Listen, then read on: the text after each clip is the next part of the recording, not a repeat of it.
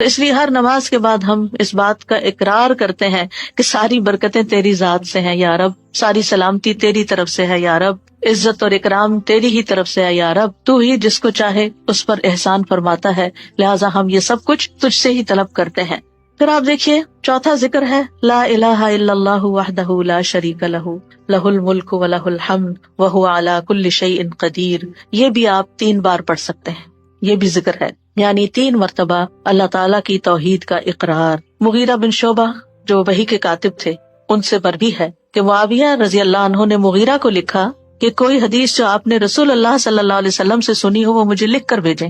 راوی کہتے ہیں کہ مغیرہ رضی اللہ عنہ نے انہیں لکھا کہ میں نے آپ صلی اللہ علیہ وسلم سے سنا ہے آپ اپنی نماز سے فارغ ہونے کے بعد 3 مرتبہ یہ پڑھا کرتے تھے لا الہ الا اللہ وحدہ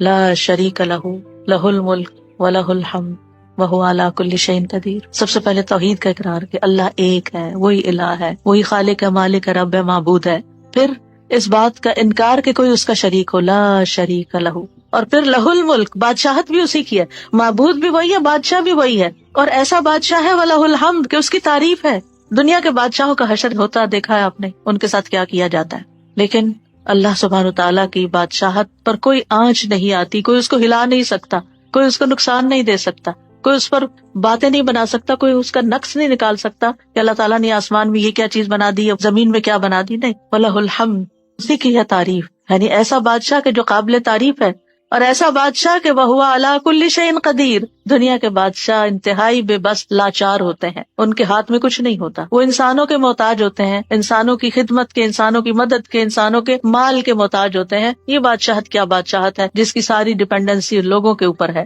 تو اصل بادشاہت تو اللہ کی ہے کہ جو ہر چیز پر پوری قدرت رکھتا ہے۔ تو آپ اس احساس کے ساتھ اگر اللہ تعالیٰ کا یہ ذکر کرتے ہیں تو آپ کا دل ایک سکون سے بھر جائے گا، ایک خوشی سے بھر جائے گا کہ میں ایسی ہستی کو جانتی ہوں، ایسی ذات کو جانتی ہوں کہ جو اتنی خوبیوں کی مالک، کیونکہ یہ انسان کی فطرت میں ہے، انسان کی نفسیات میں ہے کہ وہ کسی چیز کی تعریف کر کے خوش ہوتا ہے، اور عام طور پر ہم صرف سامنے نظر آنے والی چیزوں کی تعریف کر کر کے خوش ہوتے رہتے ہیں، اور تھوڑے دن کے بعد وہ بھی خراب ہو جاتی ہیں، وہ تعریف بھی ساتھ ہی چلی جاتی ہے۔ انسان ہے تو مر جاتے ہیں، ان کے اعمال ہے تو ختم ہو جاتے ہیں، اور کبھی وہ اچھے ہوتے ہیں اور پلٹ بھی جاتے ہیں، وہ کہاں گئی تعریفیں؟ جوان ہے تو بڑھاپے میں ساری تعریفیں چلی گئیں، مالدار تھے تو غریب ہوئے تو ساری تعریفیں چلی گئیں، اسی طرح علم ہے اور جنون لاحق ہو گیا تو ساری تعریفیں چلی گئیں، سب کچھ الٹ گیا۔ اور دنیا کے یہ سارے نظارے آپ نے دیکھے ہوں گے کہ جب ہر نعمت لوگوں پر الٹ جاتی،